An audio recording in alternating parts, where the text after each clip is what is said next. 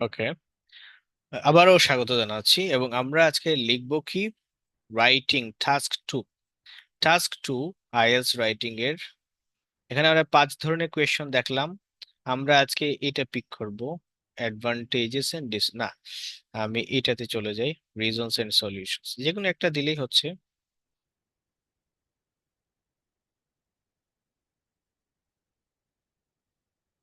Problems বা causes and solution, এই causes এর জায়গায় রিজনসও দিতে পারে বোঝার সুবিধার্থে।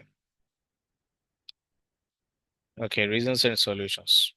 আচ্ছা, তাহলে আপনি টাস্ক 2 তে আপনার প্রিপারেশনটা কিভাবে নিতে হবে? এইট এ অ্যাগ্রি ডিসএগ্রি কোয়েশ্চন আসলে কিভাবে লিখতে হবে, অ্যাডভান্টেজেস ডিসঅ্যাডভান্টেজেস আসলে কিভাবে লিখতে হবে, প্রবলেম সলিউশন আসলে কিভাবে লিখতে হবে, ডিসকাস বোথ উইথ, অর্থাৎ 5টা টাইপ আছে টোটাল। হ্যাঁ, এই 5টা টাইপের 5 ধরনের প্রস্তুতি আমার লাগবে। সো আমরা প্রথমে 5টারই আলাদা আলাদা প্রস্তুতি নিব এবং ফাইনালি আমি গিয়ে দেখাবো যে প্রত্যেকটা কোয়েশ্চেনের আনসার করার ক্ষেত্রে অন্য কোয়েশ্চেনের আনসারের যে অ্যাপ্রোচ বা মেথড প্রায় মিলে যায়। আজকে আমি কিছু স্ট্রাকচার দিব, যে স্ট্রাকচার গুলো দিলে আপনি শুধু আজকের ক্লাসে আমি যা বলবো তার উপরে নির্ভর করে আপনি আইএলটিএস রাইটিং এর 6 এবং 6.5 পাবেন। যদি 7 অ্যান্ড অ্যাবোভ পেতে চান, আমার এই গাইডলাইন গুলোর পাশাপাশি আপনাকে আরেকটু শ্রম দিতে হবে। শ্রমটা কি সেটাও আমি বলে দিই। এটা আমি বুঝাতে চাচ্ছি যে 6 এবং 6.5 পাওয়া রাইটিং এ খুবই সহজ, যদি আপনি বিষয়টা ধরতে পারেন। যে আর যদি ধরতে না পারেন তাহলে রাইটিং এর স্কোর কমে যাবে, কারণ আপনি পরীক্ষায় দেখবেন যে অনেক ভালো স্কোর করে কিন্তু রাইটিং এ 6 6.5 এর উপরে কেউ করতে পারে না। 7 রেয়ার, 7.5 তো খুব কম আমি দেখেছি। আচ্ছা, তাহলে আমরা একটু স্ট্রাকচারের দিকে নজর দিচ্ছি। আপনি একটা যে কোয়েশ্চেন আছে আপনার হাতে, সেটা লিখবেন কিভাবে? ইন্ট্রোডাকশন দিবেন, একটা বডি প্যারাগ্রাফ থাকবে, 2টা বডি প্যারাগ্রাফ থাকবে, কনক্লুশন থাকবে। মোটামুটি এই পুরো প্রসেসটা এর মধ্যেই সীমাবদ্ধ, বা এইভাবে আমরা আনসারটা করব। আমি অ্যাডভান্টেজ ডিসঅ্যাডভান্টেজটা লিখতেছি না, বিকজ এখানে একটু ক্রিটিক্যালিটি আছে। যদি আমরা অন্য আরেকটা করি ওটা বুঝে যাই, পরে এটাতে আসবো, সমস্যা।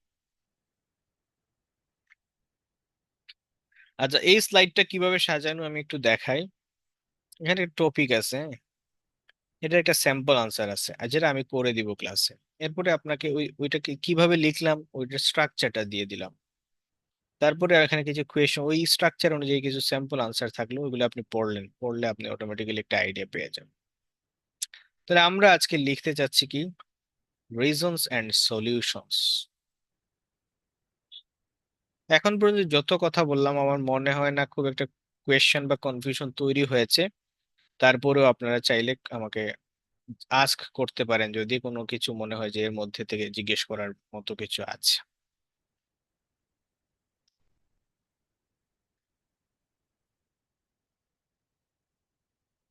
ওকে, আমি ধরে নিচ্ছি আপনাদের কোনো কোয়েশ্চেন নাই। একটু মনোযোগ দিয়ে শুনবেন, আমি এক্সট্রা কথা বলতেছি না, বিকজ এখানে পয়েন্ট টু দ্য পয়েন্ট আমি কথা বলতে চাই। একটা কোয়েশ্চেন আমরা পড়ি, কোয়েশ্চেনটা কি, মোর অ্যান্ড মর। কোয়েশ্চেনটাকে একটু আলাদা মার্কিং করে দেই, so that we can differentiate. Like, পড়ি আমরা এটা, হ্যাঁ? পড়েন তো। More and more wild animals are on the verge of extinction and the rest are on the endangered list. What are the reasons for this? What can be done to solve this? তো এখন খুবই simple বিষয়, আপনাকে এরকম একটা statement দেওয়া হবে, আর তারপরে ওই স্টেটমেন্টটার পরে রিজনস জানতে চাওয়া হবে এবং সলিউশনস জানতে চাওয়া হবে। আই হোপ যে আপনারা এটুকু বুঝতে পেরেছেন। খুবই সিম্পল, মানে আমি পেঁচানোর কিছু নাই, পেঁচাচ্ছিও না, আসলে নাই পেঁচানের। কি, একটা স্টেটমেন্ট আছে, সেটা হলো যে ওয়াইল্ড অ্যানিমেলস গুলা বিলুপ্তির দ্বার প্রান্তে চলে গেছে এবং বাকিগুলো বিপজ্জনক, যে বিপন্ন অবস্থায় আছে, এর একটা তো তালিকা আছে, ওই তালিকায় আছে। এখন এই যে বন্যপ্রাণী বিলুপ্ত হয়ে যাচ্ছে বা বিপন্ন হয়ে যাচ্ছে, এইগুলার কারণ কি, সমাধান কি, এখন আমরা আনসার করব। হ্যাঁ, প্রথম কাজ হলো, প্রথম কাজ বলতে আরেকটা জিনিস ক্লিয়ার করি। আপনার টার্গেট যদি দেখেন যে 6, তাহলে আপনার কাজ হইলো 6.5, তাহলে আপনি জাস্ট এই অংশটাকে প্যারাফ্রেজ করবেন। প্যারাফ্রেজ মানে কি? প্রথমে হলো গিয়ে এটাকে যা আছে সিনোনিম দিয়ে লিখবেন। সিনোনিম কি মনে করেন? মোর এন্ড মোরের সিনোনিম কি? N increasing number of. আচ্ছা, এটা আনসার, এটা অন্য কালার দিই, সো আমরা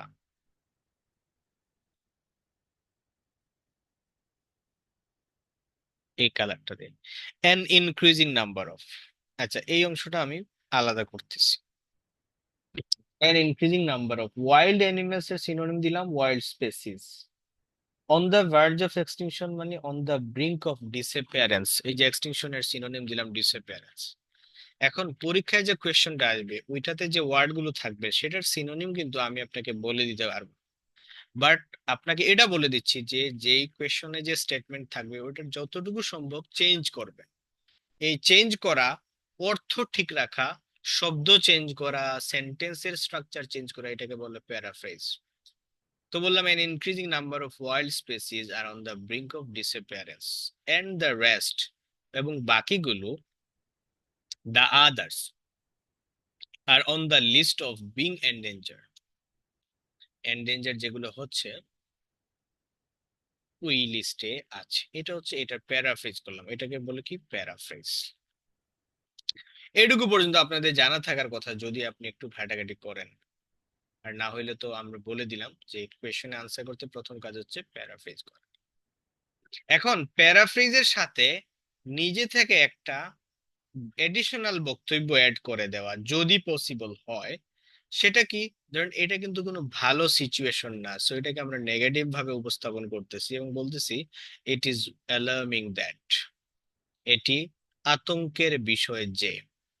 তাহলে এই যে কথাটা, এটা কিন্তু প্যারাফ্রেজের অংশ না, বরং এটা আমার নিজের পক্ষ থেকে বা আপনার নিজের পক্ষ থেকে এই অংশটা দিলেন। যদি এরকম প্রাসঙ্গিক মানে মিলে যায়, হ্যাঁ, তাহলে এরকম একটা বক্তব্য অ্যাড করে দিলে আপনার লেখার মানটা ভালো হবে। তাহলে হলো কি, আমরা কি করলাম? শুরুটা করলাম it's alarming that an increasing number of wild species are on the brink of disappearance and the others are on the list of being endangered.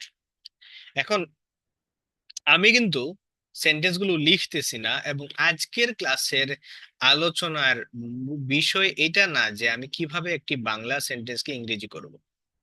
আজকের আলোচনার বিষয় হলো কিভাবে আইএলটিএস রাইটিং এর যে টাস্ক 2 এর একটা কোয়েশ্চেন আসে সেই কোয়েশ্চেনের আনসারটা দিব। এবং আমরা ধরে নিচ্ছি বা আপনি ধরে নেন যে আপনি খুব ভালো ইংরেজি জানেন, যা বলতে চান তা ইংরেজিতে বলতে পারেন। বাংলায় যত যত কথা আপনি যেভাবে বাংলায় বলেন ইংরেজিতে ওইভাবে বলতে পারেন। এই জন্য আমরা এটা কি করলাম? প্যারাফ্রেজ করলাম। আমি ধরে নিচ্ছি আপনি নিজে এরকমই প্যারাফ্রেজ করবেন, অথবা এর চেয়ে একটু ভালো প্যারাফ্রেজ করবেন, অথবা এর চেয়ে একটু কম ভালো প্যারাফ্রেজ করবেন। সেকেন্ড যে কাজটা করতে হবে সেটা হলো, আমরা এই যে বলতেছে what are the reasons for this, এই কথাটার এগেইনস্টে এর রেসপন্সে একটা কথা বলবো। সেটা ইন্ট্রোডাকশনেই বলবো। কিরকম দেখেন একটা কথা, এই কথাটা আমরা পড়ি। কথাটা কি? আমি এটা একটু আলাদা করি, কালার করি, তাহলে আমাদের আইডেন্টিফাই করতে সুবিধা হবে। What are the reasons for this, আপনি বললেন যে there are a host of factors behind this. There are a host of factors behind this, খেয়াল করেন। আচ্ছা, আমি এটা আলাদা করি। এই দেয়ার আর মানে তো আমরা জানি যে আছে বোঝালে দেয়ার আর, আছে মানে এক্সিস্ট করা, যদি আছে বোঝায়। যেমন আমার একটি মোবাইল আছে, এখানে হবে I have a mobile phone. আর ওই টেবিলে একটি মোবাইল আছে, এখানে ওনারশিপ না বোঝায়া এক্সিস্টেন্স বোঝায়, তখন আমরা বলবো দেয়ার ইজ, দেয়ার আর। তাহলে there are a host of factors, অনেকগুলো কারণ আছে। রিজনস এর সিনোনিম দিলাম ফ্যাক্টরস। এখন সিনোনিম জানাটা খুবই জরুরি, বিশেষ করে আইএলটিএস রাইটিং, স্পিকিং সব। আর মানে রিডিং এবং লিসনিং এ তো আপনি শুনে বুঝবেন, ওইটাতেও দরকার। আর রাইটিং এবং স্পিকিং এ আপনি নিজে থেকে ব্যবহার করবেন, লিখ। বলার সময়, লেখার সময়। তাহলে আমরা বললাম অনেকগুলো কারণ আছে বিহাইন্ড দিস। এই যে বিহাইন্ড দিস মানে এর পিছনে, এই এর মানে এখানে যে বিষয়টা আছে সেটা ছিল অ্যানিমেল এক্সটিংশন। এখন আমি বললাম যে আপনি আইএলটিএস এ কত পেতে চান, 6.5, তাহলে ওই যে দিস বললেই হবে। আরো ভালো কিছু পেতে চান, এর চেয়ে বেটার স্কোর করতে চান, এই টপিকের বিষয়টাকে নিয়ে আসেন, অ্যানিমেল এক্সটিংশন। তাহলে there are a host of factors behind animals, একদম প্লুরাল, তাহলে দেন এক্সটিংশন। এক্সটিংশনের সিনোনিমও দিতে পারেন, দিলে তো অবশ্যই ভালো। আপাতত টপিকে আমি আর সিনোনিম দিচ্ছি না, যাতে আপনার বুঝতে সমস্যা না হয়। এন তাহলে কি বলা যাবে, there are a host of factors behind this, অথবা বিহাইন্ড অ্যানিমেলস এক্সটিংশন। এখন এই জায়গায় এটা আপনার কি অ্যানিমেল এক্সটিংশন, এই অ্যানিমেল এক্সটিংশনের জায়গায় যদি কোয়েশ্চন চলে আসে কি, stress is now a major problem in many countries around the world, তাহলে টপিকটা হচ্ছে স্ট্রেস। তাহলে এখানে যদি স্ট্রেস হয় তাহলে এখানে আমরা বলবো there are a host of factors behind the increasing amount of stress in human being, বা শুধু স্ট্রেস দিলে হবে বা শুধু দিস দিলেও হবে। এখন দেখেন আপনি যদি দিস দেন আপনি অবশ্যই একটা স্কোর পাবেন, দিসের জায়গায় যদি টপিকটাকে সুন্দর করে উল্লেখ করতে পারেন সেটাও আপনি একটা স্কোর পাবেন। এখন কথা হচ্ছে আপনি যদি ভাবেন যে আমি তো এত সুন্দর করে দিতে পারবো না, তাহলে আমার করণীয় কি, সেটা নিয়ে পরে আলোচনা আছে, আমরা আলোচনা করবো। তাহলে there are a host of factors behind this, অথবা বিহাইন্ড অ্যানিমেলস এক্সটিংশন এন্ড, এবং ইন দিস এসে, এই এসেতে উই উইল টক, আমরা কথা বলবো about the most significant contributing factors to this. To this মানে হচ্ছে এই বিষয়টা। এখন এখানে যেহেতু দিস এর জায়গায় আমরা টপিক দিয়ে দিয়েছি, এখানে আর দিসই দিয়ে দিব, আর আলাদা করে টপিকের বিষয়বস্তু উল্লেখ করা লাগবে না। এখন যে কোনো কোয়েশ্চনই হোক না কেন, আপনার প্রথম কাজ হচ্ছে এইটা। প্রথম কাজ আপনি কি করলেন, এই কাজটা করলেন, আমি এটা একটু আলাদা এভাবে একটু সাজায় নেই। 2 নাম্বারটা হচ্ছে আপনি কি করলেন, প্রথম কোয়েশ্চেনের আনসার দিলেন, পরে আমি ইন্ট্রোডাকশন সাজাচ্ছি। তারপরে 3 নাম্বার কি, 3 নাম্বার হচ্ছে এই জায়গায় what can be done to solve this, এটা সমাধান করার জন্য কি করা যেতে পারে। তখন আপনি বললেন যে দিস এসে উইল অলসো, যেহেতু অলসো কথাটা আনছি এই জন্যই যে একবার তো কথা বলছি একটা বিষয় নিয়ে, এখন আরেকটা বিষয় নিয়ে কথা বলবো, তাহলে কি অলসো। সাজেস্ট, সাজেস্ট মানে হচ্ছে বলা, এই এসে বলবে সাম ওয়েজ, কিছু উপায়, দ্যাট ক্যান বি ফলোড, যেগুলো অনুসরণ করা যেতে পারে, টু টেকল দিস ইস্যু। ইস্যুটা কি, ইস্যুটা হচ্ছে ওয়াইল্ড অ্যানিমেল এক্সটিংশন। এখন মনে করেন ওই জায়গায় ইস্যুটা হচ্ছে স্ট্রেস, তাহলেও সেম দিস ইস্যু। এখানে মনে করেন ট্রাফিক জ্যাম, তাহলেও সেম। আচ্ছা, এখন আমি পুরো ইন্ট্রোডাকশনটা, এই যে 3টা কাজ করলাম ইন্ট্রোডাকশনে, খেয়াল করেন। রিজন সলিউশন নিয়ে যে কোয়েশ্চনটা আসবে সেটার ইন্ট্রোডাকশন লেখার সময় আমাদের 3টা কাজ, একটা হচ্ছে প্যারাফ্রেজ করা, একটা হচ্ছে রিজন অংশের সলিউশন, রিজন অংশের রেসপন্স দেওয়া, আর সলিউশনের রেসপন্স দেওয়া। এখন আমি এই যে ফান্ডামেন্টাল স্ট্রাকচার ব্যবহার করতেছি, এটা কত স্কোর পাওয়ার জন্য, 6.5, 6, 7ও পাবেন। আমার স্টুডেন্টরা 7 পেয়েছে এই স্ট্রাকচার ফলো করে। এর বেশি, শুধু আমার কথা না, আপনি এটা সবসময় মিলিয়ে নেবেন। 7.5 থেকে নিয়ে, ইভেন 7 থেকে নিয়ে 8.5, ওই সকল জায়গায় যাইতে হলে শুধু একজন মানে ইনস্ট্রাক্টরের এখানে তেমন কিছু করার নাই, এটা অ্যাকচুয়ালি আপনার ল্যাঙ্গুয়েজের লেভেলটা যদি অনেক ভালো না হয়। তাহলে আমরা আবার আমাদের যে কাজটা, মানে আমাদের যদি মাস্টার্স পর্যন্ত চিন্তা করি বা ইভেন পিএইচডি পর্যন্ত চিন্তা করি, তাহলে ওভারঅল 7-এ চলে যাচ্ছে। ওভারঅল 7 হইলে আপনি লিসনিং এ 7.5, 8 তুলবেন, রাইটিং এ 6.5 ধরে রাখেন মিনিমাম, আর বাকিগুলো মিলে ওভারঅল আপনার 7 চলে আসবে। এখন আমরা তাহলে ইন্ট্রোডাকশনের পর্বটা শেষ করতে পারি। আমি আশা করি ইন্ট্রোডাকশনের পর্বটা আপনাদেরকে বুঝাইতে পারছি। একটা কোয়েশ্চেন আসছে। আচ্ছা, এই প্রশ্নটা কেমব্রিজে আমি কোথাও নাই, কেমব্রিজ থেকে নেই নাই, এই প্রশ্নটা আমি নিয়েছি মেইনলি, আপনাদেরকে একটা বই দিয়েছিলাম, সম্ভবত না, এইটা বই থেকেও নেই, এটা আমি গুগল থেকে নিয়েছিলাম, এটা বইয়েও নাই। সো কেমব্রিজের এরকমই কোয়েশ্চেন পাবেন। তো এখন আপনারা আমাকে বলেন যে এই যে জিনিসটা আমি দেখালাম, আপনি যে কোনো কোয়েশ্চনে এটা ব্যবহার করতে পারবেন কিনা, কি করবেন, এই পর্যন্ত প্যারাফ্রেজ করবেন। এটাকে একটা কালার করে দিতেছি, প্যারাফ্রেজ।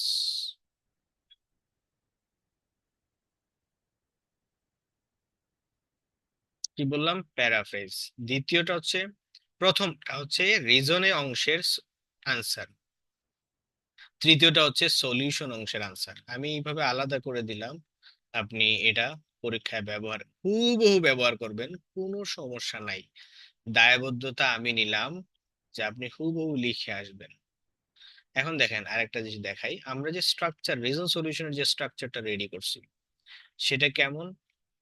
এখানে দেখেন, introduction, give a background statement. ওই যে ওয়াইল্ড অ্যানিমেল এক্সটেনশন নিয়ে যদি আপনি ব্যাকগ্রাউন্ড স্টেটমেন্ট দিতে চান, একটা দিলেন, এটা হচ্ছে 7+ স্কোর করার জন্য এটা দরকার, যদি পারেন দিলেন। প্যারাফ্রেজ দ্য স্টেটমেন্ট, স্টেটমেন্টকে প্যারাফ্রেজ করলেন, যেটা আমরা করেছি। এরপরে দেখেন হুবহু এই কথাটা দিবেন, there are a host of factors behind this, and in this essay we will talk about the most significant contributing factors to this, but to the animal extinction. This essay will also suggest some ways that can be followed to tackle this issue. এখন আপনারা বলেন ইন্ট্রোডাকশনের ব্যাপারটা clear হইলো কিনা, বা কোনো প্রশ্নের উদয় হইলো কিনা, একটু রেসপন্স করবেন। ওকে হইলে ওকে লিখবেন, না হইলে প্রশ্ন করবেন। ওকে ভাই। থ্যাংক ইউ, লিখবেন ব্যাস। Clear? Clear.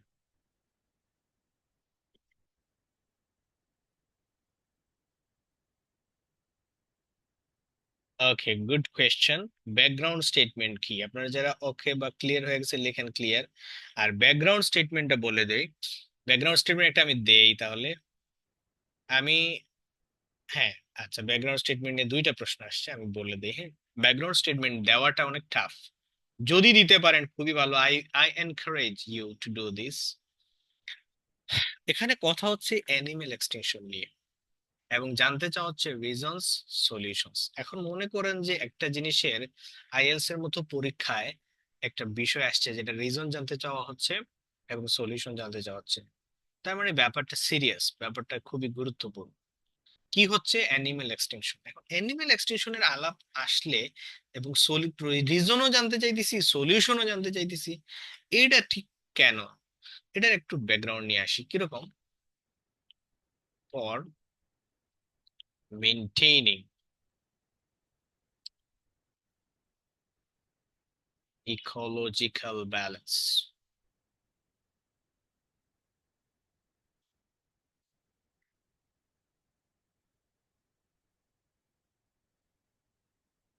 ensuring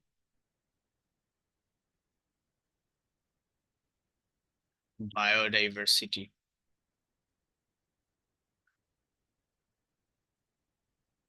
and protecting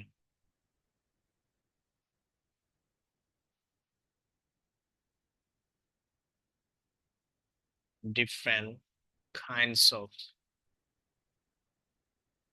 animal species is really necessary, খুবই জরুরি। তারপরে দেখেন বলতেছি যে ইকোলজিক্যাল ব্যালেন্স মেনটেন করার জন্য কি করতে হবে? Ensuring biodiversity and protecting different kinds of animal species is really necessary. এখানে এখানে ইজ হবে নাকি আর হবে সেটাও একটু বলে দেই। এখানে একটা নির্দিষ্ট বিষয় নিয়ে আলাপ করতেছি, So, দুইটা বিষয় নিয়ে আমরা একটা আইডিয়া করতেছি। এরকম হইলে এন্ড দিয়ে যদি কোনো দুইটা আইডিয়াকে অ্যাড করা হয় যেটা একটা নির্দিষ্ট গোলকে রিপ্রেজেন্ট করে, তখন ভার্ব ইজ ব্যবহার করা যায় বা সিঙ্গুলার ভার্ব ব্যবহার করা যায়। এখন দেখেন অ্যানিমেল এক্সটিংশন নিয়ে কথা বলতেছি এবং তার ব্যাকগ্রাউন্ডে কি আনতেছি, যে অ্যানিমেলকে প্রটেক্ট করা জরুরি বায়োডাইভার্সিটি নিশ্চিত করার জন্য। আর বায়োডাইভার্সিটি এবং অ্যানিমেলকে প্রটেক্ট করব কেন? ইকোলজিক্যাল ব্যালেন্স নিশ্চিত করার জন্য। এরপরে বলতেছি যে এটা আতঙ্কের ব্যাপার যে it's alarming that an increasing number of whales are on the brink of disappearance.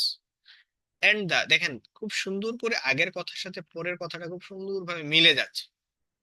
এটা হলো ব্যাকগ্রাউন্ড স্টেটমেন্ট। যদি আপনি আগের কথার সাথে পরের কথাটা সুন্দরভাবে মিলিয়ে নিয়ে আসতে পারেন, এবং এটা কিন্তু কমপ্লিটলি নিজে থেকে দিলাম, খেয়াল করেন এখানে যা করলাম সেটা কি আমার একদম একদম পার্সোনাল লেভেল থেকে আমার ইন্টেলিজেন্স শো করলাম, আমার এই বিষয়টা নিয়ে আমার যে হ্যান্ডফুলনেস এটা আমি দেখালাম যদি সম্ভব হয়। কিন্তু যদি মনে করেন যে এরকম একটা ব্যাকগ্রাউন্ড স্টেটমেন্ট দিতে গিয়ে আপনি 2 মিনিট সময় নষ্ট করে ফেলতেছেন, দরকার নাই। আপনি প্যারাফ্রেজ করেন, কোয়েশ্চেন রিজনের কথা বলেন, সলিউশনের কথা বলেন। আমি একটা আমার একটা ক্লাস আমি কয়েকজনের কাছ থেকে রেসপন্স পেয়েছি যে খুবই ভালো হয়েছে, যেটা আমি রিসেন্টলি রিডিং নিয়ে একটা ক্লাস নিয়েছিলাম, হাউ টু অ্যাপ্রোচ, ইউটিউবে ভিডিওটাও আছে। এটার এটার এটা ছিল প্ল্যানিং কিভাবে করব। আমি জানি যে আমি এমসিকিউ পারি না, গ্যাপ ফিলিং ভালো পারি, ট্রু ফলস নট গিভেন ভালো পারি, কিন্তু আমি দেখা যাচ্ছে যে true false not given a time দিচ্ছি 5 মিনিট আর এমসিকিউ তে টাইম দিচ্ছি 15 মিনিট পরীক্ষার হলে। 15 মিনিট থেকে আমি এমসিকিউ কারেক্ট করলাম 5টা থেকে একটা বা 2টা। অথচ আমি যদি এমসিকিউ না পড়েও দেই 5টা, মানে 2-5 সেকেন্ডে জাস্ট 31 থেকে 35 রিডিং এ 5টা কোয়েশ্চেন সবগুলা সি দিয়ে দিলাম, একটা তো হবেই, 2টা হওয়ার পসিবিলিটি না 80%।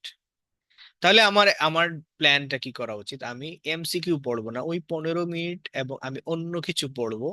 পড়ে যেখানে আমি পড়লে লিস্ট 90% কারেক্ট হবে, 10টা হইলে 10টা থেকে 9টা কারেক্ট হবে, 5টা থেকে 4টা কারেক্ট হবে, ওই জায়গায় সময় দেবো। এটাও কিন্তু ইম্পর্টেন্ট। একটা টেস্ট মানে হিউজ ব্যাপার স্যাপার আছে এখানে ইনভলভ, এটা একটা বিশাল একটা গেম। তো এখানেও জিনিসটা হচ্ছে ব্যাকগ্রাউন্ড স্টেটমেন্ট দিলে আপনার স্কোর 8-এ চলে যাচ্ছে, 7.5-এ চলে যাচ্ছে যদি ভালো একটা ব্যাকগ্রাউন্ড স্টেটমেন্ট দেওয়া যায়। কিন্তু ব্যাকগ্রাউন্ড স্টেটমেন্ট দিতে গিয়ে যদি আপনার স্কোর 5-এ চলে আসে, কারণ আপনি টাইম কিল করছেন 5 মিনিট, মাথা নষ্ট করে ফেলছেন, ব্রেনকে প্রেসার দিয়ে ফেলছেন। ব্রেনকে এত যত্নের সাথে কাজে লাগাতে হবে যখন আপনি রিডিং লিসনিং এর পরীক্ষাগুলো দিবেন বা রাইটিং এর আইএলটিএস এর। যে যত ভালো মনোযোগ দিতে পারবে সে তত ভালো করবে, তার সর্বোচ্চ ব্যবহার করতে পারবে। তাহলে ব্যাকগ্রাউন্ড স্টেটমেন্ট আশা করি আমি বুঝাইতে পারছি যে ব্যাকগ্রাউন্ড স্টেটমেন্ট কি।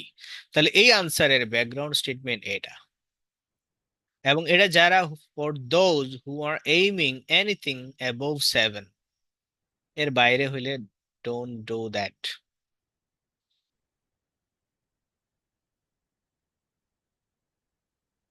ওকে, আমি প্যাসেজ 2 এবং প্যাসেজ 3 নিয়েও ভিডিও নিয়ে আসবো ইনশাআল্লাহ, কথা বলবো। আর চেষ্টা করবো যে সবগুলোর মানে জাস্ট কিছু আছে 10-15 মিনিটের ছোট্ট একটা আইডিয়া আপনাদেরকে শেয়ার করে ফেলার, তাহলে আমাদের ওয়েট করতে হলো না একদিন, পুরো 2 দিন। আচ্ছা, তাহলে আমরা ইন্ট্রোডাকশনের ব্যাপারটা স্পষ্ট হয়ে গেলাম আমরা কি করব। এটা যদি আমার এবিলিটির মধ্যে থাকে দিব, নাহলে এই জায়গা থেকে শুরু করব। It's alarming that an increasing number of দিয়ে দিলাম। এরপরে আপনি কি করলেন, এই কথাটা হুবহু দিবেন, এই পরে কি করবেন, এই কথাটা হুবহু দিবেন। আচ্ছা, আর একটা কথাও বলে ফেলি, সেটা হলো ধরেন আপনার রাইটিং এর টার্গেট 7.5 বা 7, কিন্তু আপনি এই মুহূর্তে আমি যে স্ট্রাকচার দিলাম হুবহু ওই স্ট্রাকচারটা ফলো করবেন। আরেকটা ব্যাপার বলি, কিছু টেমপ্লেট আছে বাজারে, ইউটিউবে আছে, বইয়ে আছে, কোচিং সেন্টার থেকে দিয়ে দেয় যে এই টেমপ্লেট ব্যবহার করে আপনি 5টা কোয়েশ্চেনের আনসার দিয়ে দেন, 5, 5.5, 6 তো থাকবেই। বাট দ্য প্রবলেম ইজ ওই টেমপ্লেট গুলো এমন ভাবে লেখা যে প্রত্যেকটা কোয়েশ্চেনের সাথে না পুরোপুরি মিলে না পুরোপুরি বাতিল করা যায়। যখনই আমি অনেক রাইটিং পেপার চেক করি, মক টেস্ট আমাদের এখানে হয় প্রতি উইকে, কিছু লেখা দেখেই বোঝা যায় যে সে এটা কমপ্লিটলি কপি করছে, কারণ তার আগের কথার সাথে পরের কথা ম্যাচ করতেছে না। So যার কারণে এটা এটা ধরা পড়লে স্কোর কমে আসবে, আপনি যত ভালোই লেখেন না। আর আমি এই যে স্ট্রাকচার দিতেছি এটাকে আমি টেমপ্লেট বলি না, এবং এটার একটা প্রুভেন, এটা যে কোনো কোয়েশ্চেনের সাথে আপনি খুব সুন্দরভাবে মিলে যাবে। কারণ আপনি এখানে কেউ ভুল ধরার কোনো সুযোগ নেই যে আপনি এই কথাটা কেন বললেন। আপনি আজকে কেমব্রিজ বের করবেন এবং রিজন সলিউশনের যত কোয়েশ্চন পাবেন সেই জায়গায় গিয়ে আপনি ইজিলি এগুলা মিলিয়ে ফেলতে পারবেন, কোনো সমস্যা হবে না। এবং কোনো কোনো এক্সামিনার যদি আপনার খাতা দেখে বলে এটা আপনি কপি করছেন, তাকে বলবেন যে আপনি কিভাবে বললেন যে আমি এটা কপি করছি, কারণ আপনি কিভাবে বুঝলেন না। হ্যাঁ, এরপরেও বোঝা যায়, মনে করেন এটা তো কোনো খুব সুন্দর একটা স্ট্রাকচার ব্যবহার করছে, কন্ট্রিবিউটিং ফ্যাক্টরস, তারপরে এরপরে যে টু প্রিপোজিশনটাও বসে ফ্যাক্টরস এর পরে এটাও দিলাম। এত সুন্দর একটা বক্তব্য, তারপরে এই জায়গায় যখন আপনি লিখতে গিয়ে দেখবেন যে গ্রামাটিক্যালি ভুল, তখন বোঝা যাবে যে এটা আবার ঠিক না। তারপরেও আমরা এটা অবশ্যই ফলো করব। এটা হলো ইন্ট্রোডাকশন নিয়ে আলাপ। এখন আমরা বডিতে চলে যাচ্ছি। বডি 1। বডি 1-এ আমরা কি লিখবো? রিজনস লিখবো। রিজনস লিখবো এই বডিতে। কিভাবে লিখবো? আমি টাইপ করে সময় নষ্ট করবো না, কিন্তু আমি জাস্ট বলে দিই আপনাকে, দেখেন স্ট্রাকচারটা দেখেন। শুরুটা করবেন দেয়ার আর বলে ফেলছেন, সো দেয়ার আর একবার ইউজড, সো আবার না বলি, আমরা বলছি দেয়ার অ্যাপিয়ার টু বি। বেশি, এখানে বলছেন হোস্ট অফ, এখানে আমরা বলবো great deal of. Great deal of মানে অনেক বেশি। ফ্যাক্টরস, আগে বলছি ফ্যাক্টরস, এখন আর ফ্যাক্টরস বলবো না, বলবো কজেস। বিহাইন্ড টপিক, অ্যাগেন আপনি লেখেন অ্যানিমেল এক্সটিংশন, অথবা behind the dyeing out of number of wild animals. মানে এই কথাটা এখানে যত সুন্দরভাবে আপনি লিখতে পারবেন সেটা লিখবেন। তাহলে আমরা প্রথম শুরু করব এই সেন্টেন্স দিয়ে। চলেন আমরা কিভাবে শুরু করছি দেখি। There appear to be host of reasons, এই যে দেখেন, this, behind this, behind this. যদি দেখেন আপনি পারতেছেন না, এতটুকু দিবেন বিহাইন্ড দিস। আর যদি দেখেন যে না আমি এভাবে তো ছেড়ে দিব না, তাহলে লিখলেন there appear to be a host of reasons. এখানে হোস্ট অফ না, আমরা a number of দেন, হ্যাঁ, a great deal of দেন। বিহাইন্ড না দিয়ে বললাম কি why animals are facing the risk of going extinct। কেউ যদি লেখে there appear to be number of reasons behind দিয়ে 6 পাবে, আর কেউ যদি লেখে there appear to be number of reasons behind reasons why animals are facing the risk of going extinct, বিলুপ্ত হওয়ার যে ঝুঁকি এটা মোকাবেলা করতেছে, তাহলে 7.58 পাবে। শুধু এই কথার মধ্যে পার্থক্য। এখন মার্ক কিন্তু করা হয় প্রতি ওয়ার্ড বাই ওয়ার্ড, মানে প্রত্যেকটা ওয়ার্ডের জন্য মার্ক পাবেন, প্রত্যেকটা সেন্টেন্সের জন্য মার্ক পাবেন। ধরেন এই সেন্টেন্সটা 9 মানে 9 দিবে, পরের সেন্টেন্সটা 7 মানে 7 দিবে, পরে এভারেজ করবে, ওভারঅল একটা স্কোর দিবে। তাহলে এখানে কতটুকু কপি করতে পারতেছি? এই পর্যন্ত কপি করতে পারতেছি, মানে হুবহু লিখবেন আর কি পরীক্ষায়। ওকে, দেয়ার appear to be a number of reasons behind this, অথবা behind why animals are facing the risk of going extinction। এখানে অনেকগুলো রিজনের কথা বলছেন, এখন আপনি একটা রিজন নিয়ে আসেন, one of the most significant reasons is that। এই পর্যন্ত কপি। তারপরে চলেন এখন আমরা লিখবো। আমি এটা পরে দেখাচ্ছি আপনাকে। এখন আমরা এই জায়গায় এসে এখন আপনাদের সাথে নিয়ে কিছু সময় বের করে একটু চিন্তা ভাবনা করব। সেটা কিরকম, যে আপনার স্ট্রাকচারটা এইভাবে রেডি করে নিয়ে আসছেন, এখন আপনি রিজনস দিবেন। তো রিজনস আমি রেডিমেড রিজনস দিয়ে এখনই দিব না, একটু পরে দিব। আপনি এখন চিন্তা করবেন, মনে করেন পরীক্ষার হলে আছেন বা আপনি এখন প্র্যাকটিস করতেছেন, এখন চিন্তা করবেন যে আচ্ছা বন্যপ্রাণী তাহলে বিলুপ্ত হচ্ছে কেন। আপনি নোট করবেন, হ্যাঁ, খাতায় নোট করবেন, হাতে নোট করবেন, খাতায় নোট করেন একটা সাইডে, যে কি এ, মনে করেন প্রথম রিজন দিলেন ডিফরেস্টেশন, তারপরে কি দিলেন, মনে করেন যে ক্লাইমেট চেঞ্জ, তারপরে দিলেন মনে করেন যে আচ্ছা আমি দুইটা বললাম, আপনারা আরো একটু দুই একটা লেখেন তো, আমার সাথে শরিক হন আপনারা।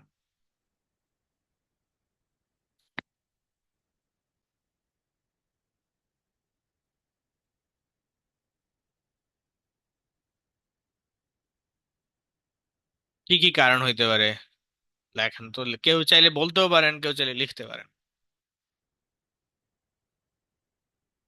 Natural disaster, okay, air pollution, natural calamities, food crisis, trafficking, hunting, food crisis, এগুলা এই তিনটাকে একই সাথে নিয়ে আসতে পারেন, ট্রাফিকিং বলা যেতে পারে বা হান্টিং। সো হান্টিং কে নিয়ে আসলে হান্টিং করে ট্রাফিকিং করা হয়, হ্যাঁ, পাচার করে দেওয়া হয়। তাহলে প্রথম কাজ হলো হান্টিং, আচ্ছা ওইটাকে আমরা, আচ্ছা, ন্যাচারাল ক্যালামিটিস।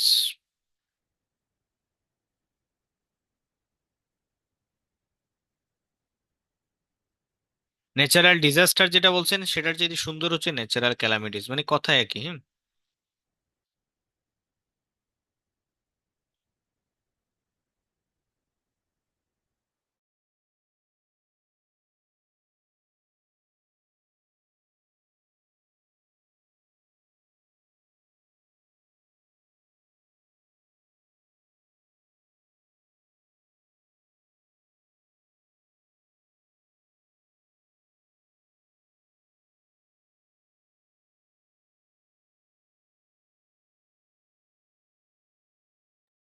প্লিজ আরো দুই একটা বলেন। পোচিং, হ্যাঁ পোচিং মানে এই যে শিকার, হ্যাঁ ঠিক আছে, হান্টিং এ নিয়ে আসলাম পোচিং।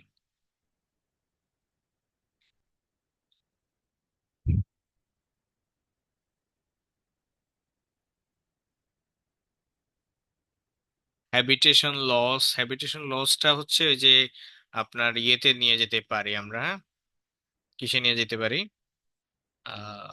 ওই যে ডিফরেস্টেশন থেকে আরবানাইজেশন। আরবানাইজেশনের কারণে কি হচ্ছে, আচ্ছা এখানে নিয়ে আসি।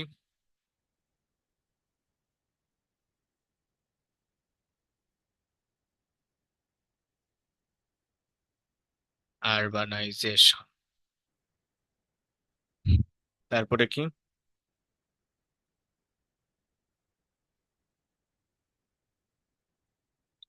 আরো আসতেছে,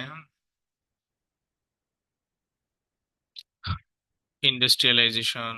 Habitats are decreasing as a result of human-made activities and natural calamities. Thus, the number of wild animals and species is reducing tremendously. সুন্দর, ল্যাক অফ প্রপার ল, সুন্দর। অনেকগুলো আইডিয়াজ আসছে বুঝছেন, এখন এখন কি করবো আর, আপাতত আইডিয়াজ দেওয়া বন্ধ, টাইম আপ, টাইম আউট। আসেন এখন, মনে করেন আমি আপনাদের এই যেগুলো আছে এখান থেকে এইগুলো পিক করলাম, যার ডিফরেস্টেশন, আরবানাইজেশন, ক্লাইমেট চেঞ্জ, হান্টিং, পোচিং, ন্যাচারাল ক্যালামিটিস। এখন রাইটিং টাস্ক টু এর কথা হচ্ছে আপনি একটা বক্তব্য দিবেন, ওটা ব্যাখ্যা দিবেন, ওটা প্রমাণ দিবেন, এক্সাম্পল দিবেন।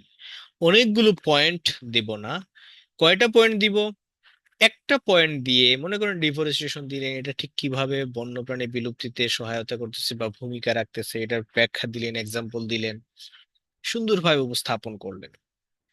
একটা দিয়ে যদি শেষ করে আসা যায় খুবই ভালো, ব্যাখ্যা দিয়ে। কিন্তু এটা আসলে যে কোনো টপিক, এটা হয়তো আজকে যে টপিক নিয়েছি হয়তো হয়তো আপনার কাছে কমন, হয়তো একজনের কাছে কমন না, বা একজনের কাছে কমন, কমন হয়ে গেলে লেখা যায়, হ্যাঁ, অনেকগুলো আইডিয়া চলে আসে। কিন্তু আপনার একটা, সবসময় তো টপিক গুলো একেবারে মন মতো হবে না। সো দুইটা রিজন খুঁজে বের করে ওই আঙ্গিকে যদি আমরা লিখে আসতে পারি, আমার মনে হয় যে আমরা এটা সলভ করতে পারবো, মানে এটা একটা ভালো আনসার পারবো। আমি এখন ব্যাখ্যা দেওয়ার সুবিধার্থে আমি ডিফরেস্টেশনকে নিয়ে আসতেছি, কিভাবে দেখেন। এখন ডিফরেস্টেশন সোজা বলে দিব, ডিফরেস্টেশন বলে দিতে পারেন, বললে পরে ব্যাখ্যা দিবেন। আবার চাইলে একটু ব্যাকগ্রাউন্ড টেনে নিয়ে আসে, people these days are cutting down trees in numbers which is causing deforestation. So সরাসরি ডিফরেস্টেশন না বলে আমরা এটা বললাম, পিপল,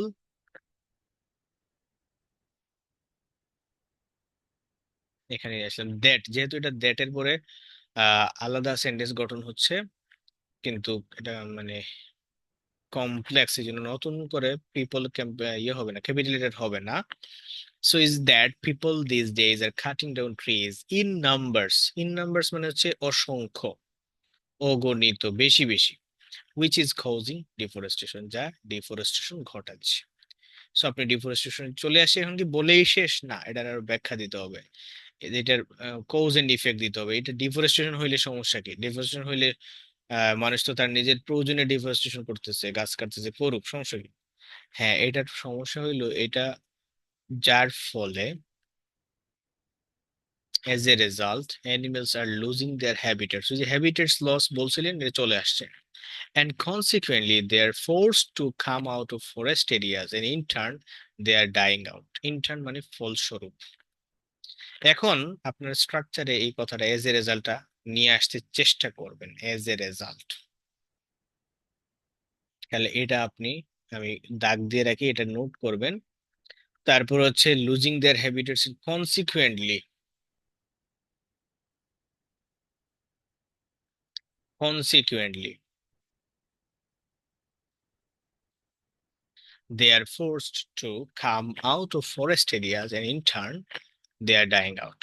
তাহলে এই যে পুরো একটা ব্যাখ্যা দেওয়া হলো, তো সব মিলিয়ে আমাদের এই যে প্রথম যে বক্তব্য সেটা ব্যাখ্যা দেওয়া হলো সুন্দরভাবে। এটা একটু মানে আইডিয়া গুলো কি করলাম, সাজায়া দিলাম। হ্যাঁ, ওই যে আইডিয়া জেনারেট করা যায় না, এটা একটা প্রবলেম। আইডিয়া গুলোকে অর্গানাইজ করা যায় না, এটা আরেকটা প্রবলেম। প্রথমে আপনি একটা আইডিয়া নিলেন যে এইটা ডিফরেস্টেশন একটা ওয়ার্ড, সেইটাকে কিভাবে টেনে টেনে লম্বা করলাম। দেখেন, ডিফরেস্টেশন সরাসরি বলি নাই, বলতেই তো পারতাম যে one of the most significant reasons is deforestation. এটা না বলে বলতেছি one of the most significant reasons is that people these days are cutting down trees in numbers। ডিফরেস্টেশনটা কিভাবে হইতেছে সেটারও ব্যাকগ্রাউন্ড দিয়ে আসা। এইভাবে আপনি আইডিয়া গুলোকে এক্সটেন্ড করবেন, সাজায়া দিবেন। কেন কিভাবে, এটা আরেকটা প্রবলেম আছে। আমরা যখন লেখি, হ্যাঁ, এটা আমার ক্ষেত্রে হয় এবং আমি অনেকের সাথে কথা বলছি, মিলে গেছে যে এই এই আইডিয়াটা, যে আমি যখন লিখি তখন মনে হয় যে ডিফরেস্টেশনকে আর কেন কেন ব্যাখ্যা করতে হবে, যে ডিফরেস্টেশন তো সে বুঝবে, যিনি এই লেখাটা পড়বেন তিনি তো ডিফরেস্টেশন বুঝবেন। কিন্তু আপনাকে আহ, সবসময় ভাবতে হবে যখন আপনি কারোর সামনে কথা বলেন, যখন আপনি বিশেষ পরীক্ষার ক্ষেত্রে আর কি, ইন্টারভিউ বলেন বা লিখিত পরীক্ষা বলেন, যিনি আপনাকে প্রশ্ন করবেন তিনি জানেন না বলে প্রশ্ন করেন নাই। যিনি আপনাকে প্রশ্ন করেছেন তিনি এটা জানতে চান আপনি কত ভালো জানেন। সো আপনার বক্তব্য দিয়ে আপনি আপনার অডিয়েন্সকে বা আপনার পাঠককে স্যাটিসফাই করবেন, সন্তুষ্ট করবেন, যে একটা লেখা পড়ার পরে তিনি বলবেন এই বিষয় নিয়ে আমি যথেষ্ট জানলাম, যথেষ্ট বুঝলাম।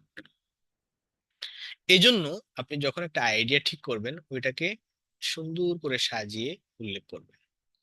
এখন এক্সাম্পল দিবেন কিভাবে, যদি এক্সাম্পল দেওয়া যায় তাহলে এক্সাম্পল দিবেন কিরকম দেখেন। ফর এক্সাম্পল আমরা লিখি, কিন্তু এখানে দেখেন কি লিখছি আমি, this can be exemplified by the fact that.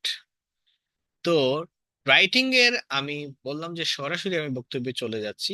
এখন আমি বলি আপনি যে আপনাকে যে মার্ক দেওয়া হবে, কিসের ভিত্তিতে মার্ক দেওয়া হবে, অনেকগুলো বিষয় আছে। এর মধ্যে হচ্ছে ভোকাবুলারিজ, এর মধ্যে হচ্ছে grammatical range and accuracy. So grammatical রেঞ্জের ক্ষেত্রে দেখা যাচ্ছে যে অ্যাক্টিভ ভয়েস, প্যাসিভ ভয়েস, এগুলো যদি সম্মিলন ঘটাতে পারেন তাহলে আপনি ভালো মার্ক পাবেন। এখানে দেখেন ফর এক্সাম্পল না বলে আমি বললাম যে this can be exemplified by the fact that. এটা একটা প্যাসিভ স্ট্রাকচার, যার কারণে আমার ভেরিয়েশনটা চলে আসবে। আবার এটা কমপ্লেক্সও। Most countries in the world don't have the required amount of forest areas to house the wild species। দেখেন আমি এটা স্ট্রাকচার, এটা একটু নিয়ে যাই ওখানে, তারপর এটাকে একটু ব্যাখ্যা দিচ্ছি।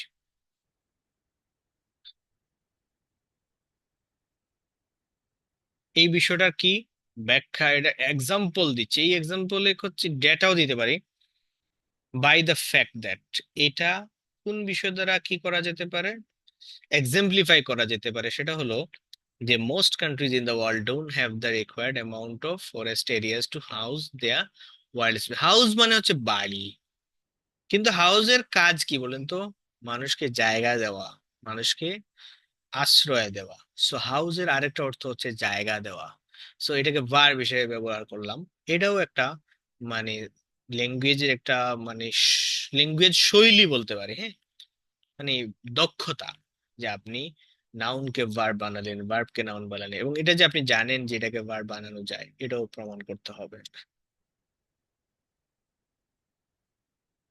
আচ্ছা, ফর ইনস্টেন্স দিলেও হবে, ফর এক্সাম্পল দিলেও হবে।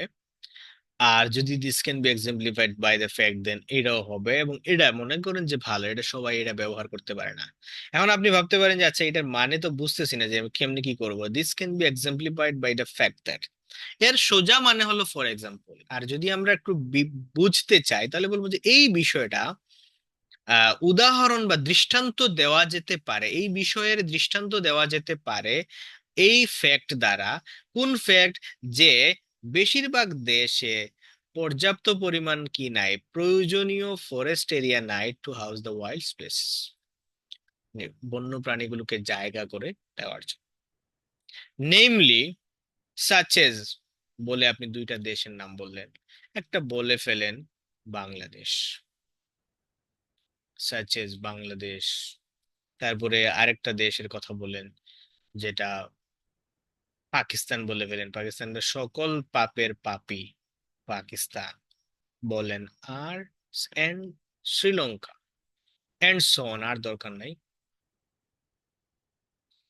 আপনি ইত্যাদি ইত্যাদি দিলেন, এন্ড সো অন।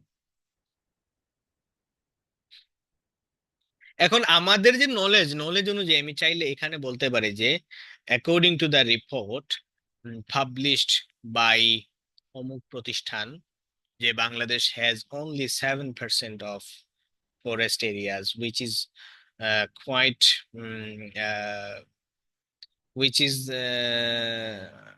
কত আমাদের আইডিয়াল কত 25%, which is 18% less than the ideal figure of 25%. Okay, subject verb এগ্রিমেন্টের বিষয়টাতে আমরা আসবো। সাবজেক্ট ভার্ব এগ্রিমেন্ট আসলে কোনো বিষয়ই না, এটা হচ্ছে জাস্ট আধা ঘন্টার একটা আলোচনা, আমি দেখাই দিব, বুঝে যাবেন যে কি এখানে। সাবজেক্ট বড় করতে গেলে দরকার হচ্ছে কমপ্লেক্স সেন্টেন্স গঠন করা। সো আমার দায়িত্ব হলো আপনাদের কমপ্লেক্স সেন্টেন্সের একটা ক্লাস নেওয়া, কিভাবে কমপ্লেক্স সেন্টেন্স এবং কম্পাউন্ড সেন্টেন্স হয়। আচ্ছা, তাহলে this can be exemplified by the fact that most countries in the world don't have the required amount of forest areas to house the wild species such as Bangladesh, Pakistan and so on. এখন চাইলে ওই যে বললাম না, ওই বাকি তথ্যও দিব, কিন্তু এইটা কিন্তু শেষ কথা না, বা এই কোয়েশ্চনটাই পরীক্ষায় আসবে না। সো যে কোয়েশ্চন আসুক আমরা যেন একটা প্রস্তুতি নিয়ে রাখতে পারি, তার জন্য আমাদের একটা স্ট্রাকচার আছে। স্ট্রাকচারটা হলো পরের রিজন দেওয়ার জন্য আমি বলবো another reason may be that, আমি মেবি দিতে পারেন, ইজ দিতে পারেন, ঠিক আছে, ইজ দিতে পারেন, মেবি দিতে, মেবি মানে আপনি নিজে 100% শিওর না, আপনি এটাকে একটা, তাহলে এই জিনিসটা অ্যানাদার রিজন মেবি দ্যাট, তাহলে আমাদের স্ট্রাকচার অনুযায়ী আমি কিন্তু কপি মানে মার্ক করতেছি। দেখেন ইয়েলো যেগুলো আছে এইগুলা মোটামুটি আপনি যে কোনো কোয়েশ্চনে কপি করতে পারবেন কনসিকুয়েন্টলি এজ এ রেজাল্ট। তারপরেও বেশি কপি করতে পারবেন এই যে এই জিনিসটা এই পর্যন্ত, তারপরে ওয়ান অফ দা বললেন, তারপরে এখন যেটা দিলাম এটা। তাহলে আমি এটাকে আলাদা করে দেই যে এগুলা একেবারে হুবহু কপি করব আমরা যে কোনো কোয়েশনে। আর ভাইয়া আমার একটা কোশ্চেন ছিল। জি অবশ্যই। ভাইয়া কোনোভাবে যদি আমার যে একটা ওয়ার্ড লিমিটেশনটা আছে এটা যদি এক্সিড করে তাহলে কি কোনো প্রবলেম আছে? মানে 250-এর বেশি হইলে সমস্যা কিনা এটা? জি। আচ্ছা, তাদের রিকোয়ারমেন্ট হচ্ছে আপনি মিনিমাম 250টা ওয়ার্ড লিখবেন, ম্যাক্সিমাম কত ওয়ার্ড লিখবেন এটা নিয়ে তাদের কোনো গাইডলাইন ও আমি পাই আচ্ছা, নাই। মানে এটা আমার মিনিমাম ফলো করতে হবে যে আমার এত ওয়ার্ড লিখতে হবে হ্যাঁ, এরকম? 250 লিখবো, এটাই হচ্ছে আমার টার্গেট, ঠিক আছে। 250-এর উপরে কয়টা লিখতে হবে এটা নিয়েও কিছু কথা আছে, অবশ্যই কথা আছে, আমি বলে দেই। 250-এর উপরে যাওয়ার পরে আপনি যদি, একটা মিনিট প্লিজ, একটু সাইলেন্ট করে দেই।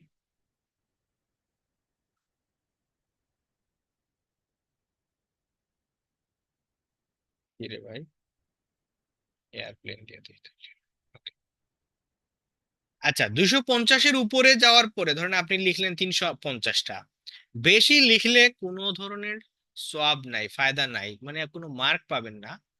তবে এখানে একটা কথা আছে, কথা হচ্ছে 250 এমন ভাবে আমরা প্রস্তুতিটা নিব যে যে কোনো লেখা 250 থেকে 300 ওয়ার্ডের মধ্যে আমি রাখতে পারতাম, এরকম একটা মানে প্রস্তুতি নিয়ে রাখবো আর কি। কেন? কারণ আপনি যত ওয়ার্ড বেশি লিখবেন তত টাইম কিল হবে, বিকজ আপনার time only 40 minutes, but total 1 আওয়ারের মধ্যে আপনি দুইটা টাস্ক শেষ করতে হবে, এক। সেকেন্ডলি হলো আপনি যত বেশি লিখবেন তত একটা দুইটা গ্রামাটিক্যাল এরর্স হবে, বা হচ্ছে স্পেলিং মিস্টেক্স হবে। এখন স্পেলিং মিস্টেক্স গ্রামাটিক্যাল এরর্স এর জন্য আপনার মার্ক কাটা যাবে।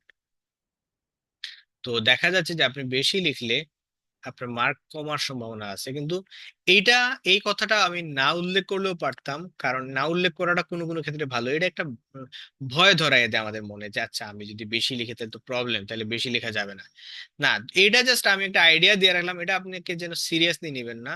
কারণ এটা করতে গিয়ে অনেক সময় আপনি আপনার আইডিয়া কমপ্লিটলি প্রকাশ করতে পারবেন না। আপনার আইডিয়া কমপ্লিট করার জন্য আপনি যতটুকু সম্ভব লিখবেন। আর যেহেতু আপনি পরীক্ষা আজকেই দিবেন না, 1 মাস পরে দিবেন, 2 মাস পরে দিবেন, এই পুরো যে গ্যাপ যেগুলো আছে আপনি সেগুলো আস্তে আস্তে কাভার করবেন। স্পেলিং মিস্টেক্স নিয়ে কাজ করবেন, টাইমিং নিয়ে কাজ করবেন, হাতের লেখার স্পিড নিয়ে কাজ করবেন। যদি টাইপিং স্পিড ভালো হয় কম্পিউটারে প্র্যাকটিস করেন, কম্পিউটারে পরীক্ষা দেন। যদি টাইপিং স্পিড ভালো না হয় তাহলে হাতে হাতে দেন, পেপার বেসড পরীক্ষা দেন। তাহলে another reason may be that, তাহলে স্ট্রাকচারটা হচ্ছে কি, there appear to be a number of reasons why, one of the most significant reasons is that, তারপরে বললাম এটার ফলাফল দিলাম, কনসিকুয়েন্স দিলাম, এরপরে এটার এক্সাম্পল দিলাম, এরপরে আরেকটা রিজন নিয়ে কথা বলবো। আরেকটা রিজন এখান থেকে যে কোনো একটা রিজন আপনি দেন, 2টা সেন্টেন্স লিখলেই হবে, বেশি লেখার আর দরকার নাই। Some people hunt and kill animals for a variety of purposes, such as eating or selling the valuable parts of animals in order to make financial profit. এটা আরেকটা বৃহৎ কারণ। এটা বেশ বড় সেন্টেন্স হয়ে গেছে, সো একটা সেন্টেন্স ইজ এনাফ। তাহলে some people hunt and kill animals for a variety of purposes বলে আপনি সেন্টেন্সটা আলাদা করে ফেলতে পারেন। আলাদা করলে আপনার 2টা সেন্টেন্স হয়ে যাবে, তো এখানে একটা সেন্টেন্স। এখন দেখেন এই পর্যন্ত আমরা কি লিখলাম, ইন্ট্রোডাকশন লিখলাম, সলিউশন রিজনস লিখলাম। এতে আমাদের টোটাল 250 ওয়ার্ড লিখতে হয়। আমরা একটু দেখি কতটা ওয়ার্ড আমরা লিখলাম। 212 ওয়ার্ডস হয়ে গেছে শুধু এখানে। এখন 212 ওয়ার্ডস হওয়ার পরে আপনি খুব বেশি খুশি হওয়ার দরকার নেই। আপনি শুধু ব্যাকগ্রাউন্ড স্টেটমেন্টে কতটা ওয়ার্ড আছে, 16টা ওয়ার্ডস। ওকে, তো 16টা ওয়ার্ড যদি আপনি এখানে বাদ দিয়ে দিন, আপনি তো সব কোয়েশ্চেনে ব্যাকগ্রাউন্ড স্টেটমেন্ট দিতে পারবেন না। আবার সব কোয়েশ্চেন আমি এত সুন্দরভাবে বিছায় বিছায় দিতেও পারবেন না। সো ওয়ার্ড নিয়ে আমরা আজকে যেটা করতেছি সেটা নিয়ে চিন্তা করার দরকার নেই যে ওয়ার্ড বেশি হয়ে যাচ্ছে কিনা। আপাতত লেখি, পরে কমানো যাবে। আপাতত বেশি লিখি, পরে কমানো যাবে। এখন আমরা সলিউশন লিখবো। সলিউশন লেখার সময় প্রথম কাজ হলে আমি একটা স্ট্রাকচারে যাই। সলিউশনের স্ট্রাকচারটা কি হবে, প্রথমেই বলবেন হোয়াট এভার দ্য রিজনস, কারণ যাই হোক না কেন। হাউ এভার বলা যাবে না, এখানে যদি হাউ এভার আছে এটা কেটে দিতে হবে। হাউ এভার এর অর্থ ভিন্ন, বলতে হবে হোয়াট এভার দ্য রিজনস। আপনি এটাই বলবেন, বুঝছেন? আর আমি বলবো যে আপনি আমার এই ফর্মুলা ফলো করেন পরীক্ষায়, আর এখন থেকে প্রিপারেশন নিতে থাকেন। যদি মনে হয় যে না আমি জাস্ট ন্যাচারালি আমি অনেক কিছু সুন্দরভাবে লিখে ফেলতে পারি, তাইলে আর এইগুলা ওয়ার্ড কপি করার কোনো দরকার নাই। তাহলে প্রথমে কি বলতেছি, what ever the reasons a large number of methods can be applied to rectify the issue of. Of মানে কি, ওই ইস্যু যেটা এটা। তাহলে আমরা কি করব, what ever the reasons a number of calculated measures. ধরেন এখানে আছে, এটা একটা স্ট্রাকচার, আমি চাইলে এটাও এড করে দিই, মেথডস এর জায়গায় মেজার্স দিয়ে দিয়েছি। সো এগুলা জাস্ট ওয়ার্ড চেঞ্জ করা। What ever the reasons a number of calculated measures can be taken to solve this issue. আমরা ওইখানে ছিল রেকটিফাই, এখানে সলভ আছে, এরপরে অন্য ওয়ার্ড আমরা ব্যবহার করতে পারি টু কারেক্ট দ্য ইস্যু। ধরেন সলভ কথাটা এর আগে ব্যবহৃত হয়েছে, সো আমরা এটাকে আর পিক করলাম না। Correct the issue, correct the issue কিসের ইস্যু, অফ কি, অ্যানিমেলস।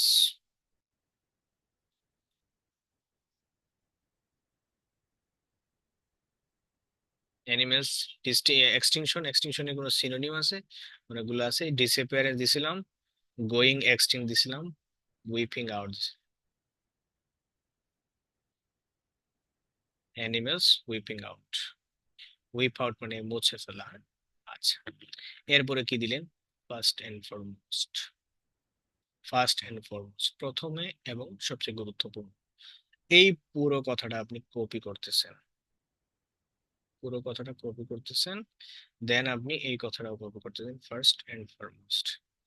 দেন আপনি যে কোনো সমস্যার একটা সুন্দর সমাধান হচ্ছে সরকারের কাছে গেলে অবশ্যই সমাধান পাওয়া যাবে, এবং বিশেষ করে সরকারকেই সমাধান করতে হবে। এখন সরকারকে আমরা আমরা কিন্তু এই পরীক্ষাগুলোতে সরকারকে অনেক দায়িত্ব দিয়ে আসছি, like government should take necessary steps.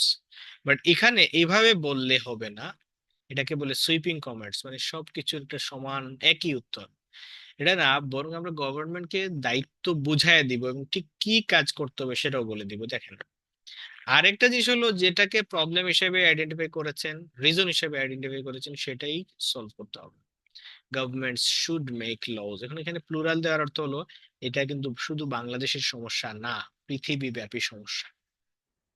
তো পৃথিবীর সকল দেশের সরকারকেই বলা হচ্ছে শুড মেক লজ, আইন বানানো উচিত। কেন আইন বানানো উচিত? So that people can not cut down trees and hunt animals, গাছ যেন না কাটে আর অ্যানিমেলস কেও যেন হান্ট না করে। তো এখন আইন বানালেই কি হয়ে যাবে? No, only making laws may not be enough to solve the issue. তাহলে কি করতে হবে? অতএব strict implementation laws must be ensured, and those who will break laws will need to be brought into punishment. দেখেন, এটা মোটামুটি যে কোনো কোয়েশ্চেনের আনসারে আপনি এই কথাগুলো বলে আসতে পারবেন, শুধু নিজের মতো করে একটু পরিবর্তন করে দিবেন, কোয়েশ্চেন অনুযায়ী একটু পরিবর্তন করে দিবেন। Let me read.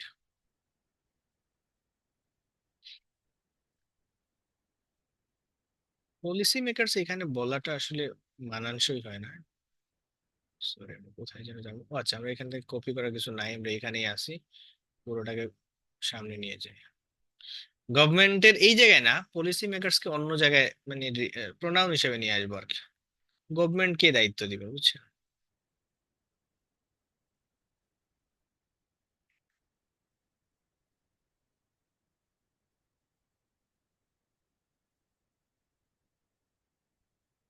তারা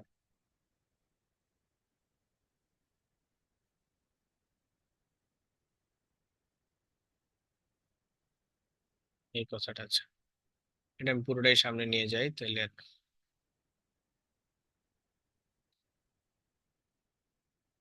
তাহলে আমরা এখন কি করছি? সলিউশন নিয়ে কাজ করতেছি, এই পর্যন্ত বললাম, হ্যাঁ, এই পর্যন্ত বললাম। তারপরে কি বলবো? ইন এডিশন টু দিস, স্ট্রাকচারটা খেয়াল করেন। স্ট্রাকচারটা হচ্ছে প্রথমে ফার্স্ট এন্ড ফরমোস্ট দিয়ে আমরা আমাদের পুরো বক্তব্যটা দিলাম, দেন ইন এডিশন টু দিস। পুরো বক্তব্যটা কিন্তু কপি করতে পারবেন, বাট এটা আমি এনকারেজ করবো না। এটা একটু একটু কয়েকটা স্যাম্পল আনসার দিব, এটা পড়বেন, পড়ে আপনি নিজের মতো একটা আনসার সেট করবেন। In addition to this, we should create awareness programs among general public so that they can learn. এই দেখেন, এই কথাটাও কিন্তু মুখস্থ বলা যাবে, বাট পরে এটাও বলে দিতে হবে যে এই অ্যাওয়ারনেস প্রোগ্রামসটা আসলে কিসের। that they can learn the importance of wild animals for the ecological balance, পরিবেশের ভারসাম্য রক্ষার জন্য ওয়াইল্ড অ্যানিমেলের প্রয়োজনীয়তাটা তারা যেন বুঝে। if this can be done, যদি এটি করা যেতে পারে, we may see actions from mass people in protecting wild animals. আমরা যদি এটা করি তাহলে দেখা যাবে যে সাধারণ মানুষ থেকে অ্যাকশন চলে আসবে ওয়াইল্ড অ্যানিমেলকে রক্ষা করার জন্য। এখন আপনি খেয়াল করে দেখেন, এখানে কিন্তু আমরা শুধু অ্যাওয়ারনেস প্রোগ্রামস বলে বসে থাকি নাই, আমরা বলছি যে সেটা কেন করতে হবে এবং এটা করলে তার রেজাল্টটা কি এটাও বলে দিছি। সো আমরা এটা সুন্দর একটা সলিউশন দিয়ে দিলাম।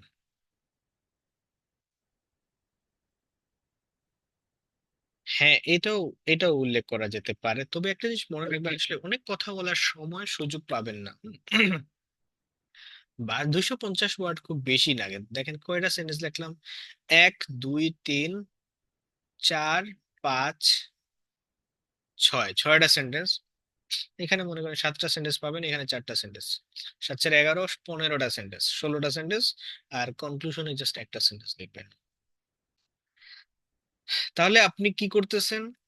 আপনি স্ট্রাকচার অনুযায়ী লিখে যাচ্ছেন আর মাঝখানে এবং স্ট্রাকচারের পরে জাস্ট টপিক অনুযায়ী আমার নলেজ অনুযায়ী কিছু বক্তব্য অ্যাড করে দিন। সো এই হচ্ছে আমাদের রিজন সলিউশনের আনসারের first body and second body. এখন ইন কনক্লুশন, কনক্লুশনে গিয়ে দেখেন এটা there seem to be a range of reasons, অনেকগুলো কারণ আছে মনে হচ্ছে, সিম টু বি মানে মনে হচ্ছে, behind animal extinction and we discuss some of them in this essay. এই এসেতে আমরা কিছু উল্লেখ করেছি। The problem can be rectified if the recommended initiatives are taken with proper attentions. এই সমস্যাটা সমাধান করা যেতে পারে। এখন মনে করেন যে প্রবলেমের জায়গায় জাস্ট কি করলেন, the problems of animals,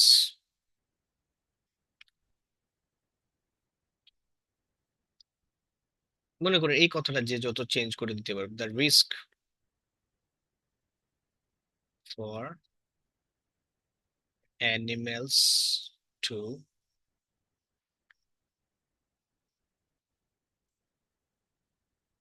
to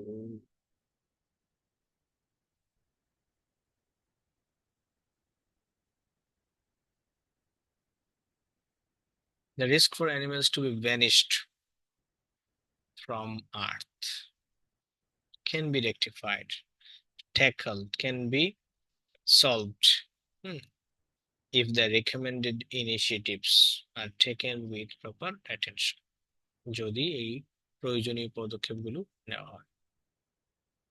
তাহলে এই কথাটা হুবহু কপি করতেছেন, শুধু দেখেন এই জায়গায় একটু চেঞ্জ করে দিলেন। স্ট্রাকচার আমি আবার দেখাচ্ছি আলাদা হবে, শুধু এই জায়গায় একটু চেঞ্জ করে দিলেন। Copy copy can be rectified. পুরো আনসারটাকে একটু আমরা দেখে নেই। একটা মিনিট, আপনারা একটু একটা স্ক্রিনশট নিয়ে নিতে পারেন শুধু এই আনসারের জন্য। আর আরেকটা রিকোয়েস্ট থাকবে, আজকে ক্লাস এখন আমি জানি যে অনেকক্ষণ কথা শুনতেছেন, বিরক্ত আসতেছে আসবে, আর প্রয়োজন মনে করে শুনতেছেন, কিন্তু ক্লাস শেষে এক কাপ চা খেয়ে বা একটা ব্রেক নিয়ে 15 মিনিটের ব্রেক নিয়ে 30 মিনিট ব্রেক নিয়ে পরে এটা খাতায় তুলে নিবেন। খাতায় তুললে আপনার জন্য ব্যাপারটা অনেক সিম্পল হয়ে যাবে, সহজ হয়ে যাবে। ওভারকাম ব্যবহার করা সুন্দর হবে, হ্যাঁ, ওভারকাম। মিনিমাইজ করতে চাচ্ছি না, আমরা এটা সলভ করে ফেলতে চাচ্ছি। একটা স্ক্রিনশট নেন, এরপরে আমি স্ট্রাকচারটাকে আবার বুঝাই দিচ্ছি, এরপরে আপনাদের প্রশ্ন থাকলে শুনবো, তারপরে আমরা আজকে ক্লাসটা এখানে শেষ করে দেব।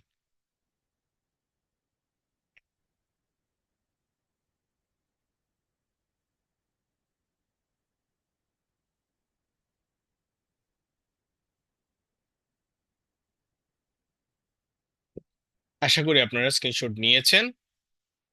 আমি এখন এই আনসারটার পুরো কি কোন স্ট্রাকচার ফলো করে করলাম এবং কোন কথাগুলো আপনি রেখে দিবেন সেটা একটু এখানে দেখায় দিচ্ছি। স্ট্রাকচারটা দেখেন, প্যারাফ্রেজ করলাম, আর এই যে তেরার এই পর্যন্ত কপি, ইন্ট্রোডাকশনের পুরোটাই প্রায় কপি, তারপর ফার্স্ট পড়িতে a great deal of causes behind দিয়ে আপনি লিখলেন, হ্যাঁ।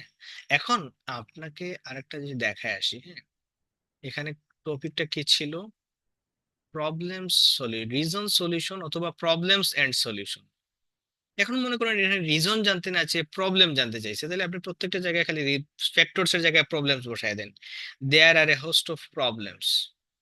তারপরে কি কন্ট্রিবিউটিং ফ্যাক্টরস না বলে বললেন নাম্বার অফ ইস্যুস, হুম, আচ্ছা, তারপরে বললেন a great deal of troubles, hmm, complexities, challenges. আমি এগুলার ইয়েও দিয়ে দিব আপনাদেরকে, সিনোনিমস দিয়ে দিব, যাতে রিজনের সিনোনিম দিলাম কয়েকটা, প্রবলেমের সিনোনিম কয়েকটা দিলাম, তাইলে আপনার জন্য ব্যাপারটা সহজ হবে।